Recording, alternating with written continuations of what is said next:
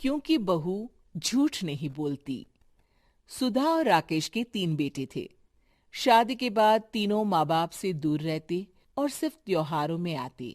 माँ जी, पिताजी, अगली बार आप लोग हमारे घर आइएगा। अरे नहीं बहू, सब यही आ जाते हैं तो घर खिला खिला लगता है। हाँ बहू, तू हमेशा बुलाती है तो जरूर आएंगे तेरे पास भी। हाँ हाँ, दीदी का घर बड़ा जो है, सब कुछ आपने शादी के बाद दीदी को ही तो दे दिया था। हमें भी दिया होता तो हम भी बड़ा घर लेते। क्यों सुनील? अरे नहीं नहीं, पापा ने सबको एक बराबर ही दिया है। छोटी बहू, क्या चाहिए तुम्हें, बोलो। वो आपके सोने की चेन वाली घड़ी है ना, वो अगर आप मुझे, तभी वहां मजली बहू भी आ जाती है। और मुझे ना आपका मंगलसूत्र कितना लंबा, सुंदर और भारी भी है। अरे हाँ हाँ, तुम दोनों को ही दूंगी बहू, चिंता न करो। चलो अब खाना लगाओ, खाना खाया जाए। सभी मिलकर खाना खाते हैं कि पड़ोसन आ जाती है। अरे सुधा बहन, थोड़ी चीनी तो देना, घर में शक्कर नहीं है और मेहमान सर पर बैठे हैं। अरे छोटी बहू, चाची को शक्कर तो दे दो। अरे मजली दीदी, आप दे दीजिए ना, मैं यहाँ कम आती हूँ तो मुझे पता ही नहीं है कि सासू माँ सारी चीजें कहाँ रखती है। और तुम, मैं कौन सा यहाँ रोज शक्कर फाँकने के लिए आती हूँ, मुझे भी नहीं है पता। तभी बड़ी बहू हाथ में चीनी की कटोरी लेकर आती है। चाची, शक्कर। आप लोगों का बड़ा सहारा है माँ जी और पिताजी को, वरना हम लोग तो यहाँ रहते ही नहीं।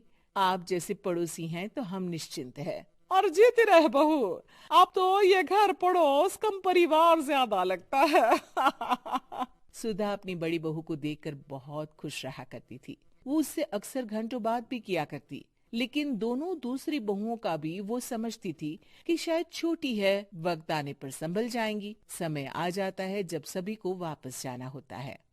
माँ जी, हम लोगों की फ्लाइट पहले है, हमें इजाजत दे। वो सास के गले लगकर चली जाती है। थोड़ी देर बाद छोटी बहू कहती है, माँ जी, मैं ना ये सोफे के कवर और चादरें ले जा रही हूँ, यहाँ तो ऐसी ही पड़ी रहेंगी। हाँ हाँ बहू, ले जा। और कुछ चाहिए तो बोल। और तो चाहिए बहुत कुछ, पर चलिए कोई बात नहीं, अगली बार ले जाऊंगी मैं। ऐसे ही मंजली बहू भी घर का बहुत सारा सामान ले जाती है। सभी के जाने के बाद सुधा राकेश से कहती है, घर कितना सूना लग रहा है ना। हाँ, और खाली भी। तुम्हारी दोनों बहुएं सब बटोर गई। अरे ठीक है ना, हम दोनों ही तो हैं, कितना सामान लगेगा। फिर उन लोगों की नई गृहस्थी, इतना मत सोचा करे। समय बीतता है। ऐसे ही हर साल त्योहारों में सुधा और राकेश के बच्चों की बहू आते और जाते वक्त ढेर सारा सामान पैक कर कर ले जाती। लेकिन कुछ ही सालों में सुधा का देहांत हो जाता है। पिताजी, आप यहाँ अकेले क्या करेंगे? हम लोगों के साथ चलिए। अरे नहीं नहीं बहू, इस घर में सुधा की यादें हैं, मैं उसे नहीं छोड़ सकता हूँ। अब तुम लोगों की माँ नहीं रही। देख लो, वैसे तो मैंने उसके जीते जी सब कुछ दे दिया है, लेकिन कुछ उसका पर्सनल कीमती सामान था, जो ये है, ले लो। सामान में होती है एक घड़ी और एक मंगलसूत्र। माँ जी ने कहा था कि वो ये घड़ी मुझे देंगी। हाँ हाँ, पिताजी, माँ ने सबके सामने ये घड़ी सरिता को देने के लिए कहा था। उठा लो सरिता माँ की घड़ी। अब क्या था, छोटी बहू फट से घड़ी उठा लेती है। और पिताजी, ये मंगलसूत्र तो माँ ने मुझे ही देने को कहा था, याद है ना? वो सभी की ओर इशारा करती है।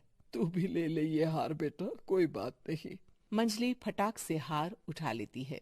ससुर बड़ी बहू की तरफ देखते हैं। तुझे क्या दूं बेटा? पिताजी, माँ ने एक चीज मेरे लिए भी रखी है। सभी के कान खड़े हो जाते हैं कि आखिर सास ने क्या रखा होगा बड़ी के लिए। अरे माँ जी तो दीदी से प्यार भी ज्यादा ही करती थी, हमेशा उनसे बात किया करती। जरूर कोई बड़ी और अपनी प्रिय चीज दी होगी दीदी को। और देख लेते हैं ना, वरना तो हम भी बराबर का बंटवारा करेंगे। हाँ हाँ, कर लेना बंटवारा। लेकिन बड़ी बहू, बताओ तो, सुधा ने क्या रखा है तुम्हारे लिए? अभी तो हम लोग यही हैं पापा जी, जब जाने लगेंगे तो बता दूंगी। बड़ी बहू के मुंह से ये बात सुनकर बाकी 2 बहुएं सोचने लगती हैं कि आखिर क्या है जो दीदी को सासू माँ देकर गई हैं। दीदी, ऐसा तो नहीं ना कि पूरे घर का आधा हिस्सा माँ बड़ी भाभी को देकर गई हो? तभी वहाँ ससुर आ जाते हैं। नहीं नहीं, ऐसा कुछ नहीं है। मकान तो तुम तीनों का बराबर से है। देखो, बड़ी बहू से तुम्हारी सास ज्यादा जुड़ी थी। न जाने क्यों घंटों बात किया करती थी। पता नहीं क्या देकर गई है उसे। और ससुर जी, आपको क्या पता, चालाकी से पूरे घर के पेपर में साइन करवा लिए हो, या फिर कोई छुपा गहना। आखिर मकान पूरा तो आपने सासू माँ के नाम ही कर रखा था ना।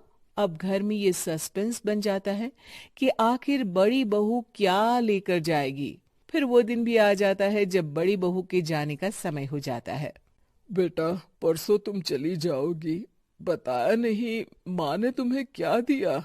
घड़ी और हार जो बेशकीमती था और तुम्हारी सास को सबसे ज्यादा प्रिय था, उसका तो बंटवारा भी हो चुका है।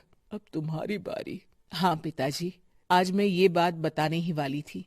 माँ ने मुझे उससे भी बेशकीमती चीज दी है, और वो है आप। आपसे अधिक प्रिय उन्हें कुछ नहीं था। माँ चाहती थी कि आप मेरे साथ रहें। चलिए पिताजी। बेटा, मेरे पास तो कोई पेंशन भी नहीं है और ना ही कोई प्रॉपर्टी। लेकिन आपके पास संस्कार है पिताजी, जो मेरे बच्चे आपसे लेंगे, तो आपको ले जाने पर स्वार्थ ही है मेरा। चलिए ना पापा।